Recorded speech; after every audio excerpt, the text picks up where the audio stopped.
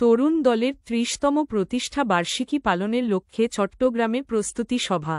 Mohammad Ashraful Islam, staff reporter, channel news. আগামী ২১শে September Bangladesh জাতীয়তাবাদী তরুণ দলের ৩০তম প্রতিষ্ঠাবার্ষিকী সফল করার লক্ষ্যে কোতোয়ালী থানা তরুণ দল কর্তৃক আয়োজিত প্রস্তুতি সভায় প্রধান অতিথি হিসাবে উপস্থিত ছিলেন চট্টগ্রাম মহানগর তরুণ দলের আহ্বায়ক অ্যাডভোকেট আবু হানিফ নিহাদ। প্রধান বক্তা হিসেবে উপস্থিত ছিলেন চট্টগ্রাম মহানগর তরুণ দলের সদস্য সচিব মুহাম্মদ ওমর কাইয়ুম।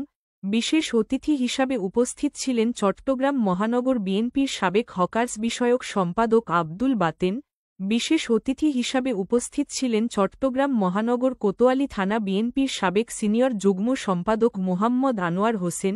বিশেষ অতিথি হিসাবে উপস্থিত ছিলেন ৩১ নং আলকরণ ওয়ার্ড যুবদলের নেতা মাইনু উদ্দিন, আন্দরকিল্লা ওয়ার্ড যুবদলের নেতা মোহাম্মদ ডালিম, ৩১ নং আলকরণ ওয়ার্ড যুবদলের সাইফুল ইসলাম সিপন, শ্রমিক দল নেতা আব্দুল মোতালেব, যুবদল নেতা সরুজ, স্বেচ্ছাসেবক নেতা ফরিদ, রিয়াদ, রুবেল, শামীম, যুবদল নেতা জাবেদ, যুবদল নেতা বাহার, ইসমাইল, জাহাঙ্গীর, ইমরান, সাদ্দাম। নেতৃবৃন্দ বক্তব্যে বিএনপির সকল অঙ্গ ও সহযোগী সংগঠনকে ঐক্যবদ্ধ হয়ে কাজ করার জন্য দলকে শক্তিশালী করার জন্য কিভাবে তরুণ দলের প্রতিষ্ঠাবার্ষিকী সফল করা যায় বিভিন্ন গঠনমূলক দিক নির্দেশনা প্রদান করেন।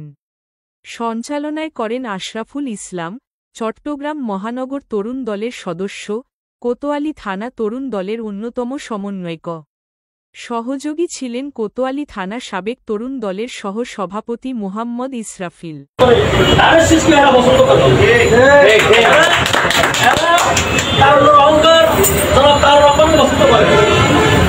স্বাধীনতার ঘোষক শহীদ প্রেসিডেন্ট জিয়া রহমান পছন্দ করে, তিনবার সাবেক সকল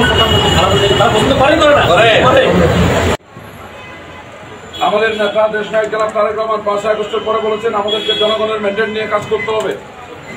জনগণ যেভাবে চায় জনগণের ইচ্ছা এবং আকাঙ্ক্ষার উপর আমাদেরকে রাজনীতি করতে হবে। আমাদের নেতা তারেক রহমান বারবার যেই অনুরোধটা নেতৃবৃন্দের উপর বারবার করে আসছেন, সামাজিক কর্মকাণ্ডের মাধ্যমে বিতরণ সহ বিভিন্ন কর্মসূচি আমরা হাতে নিয়েছি।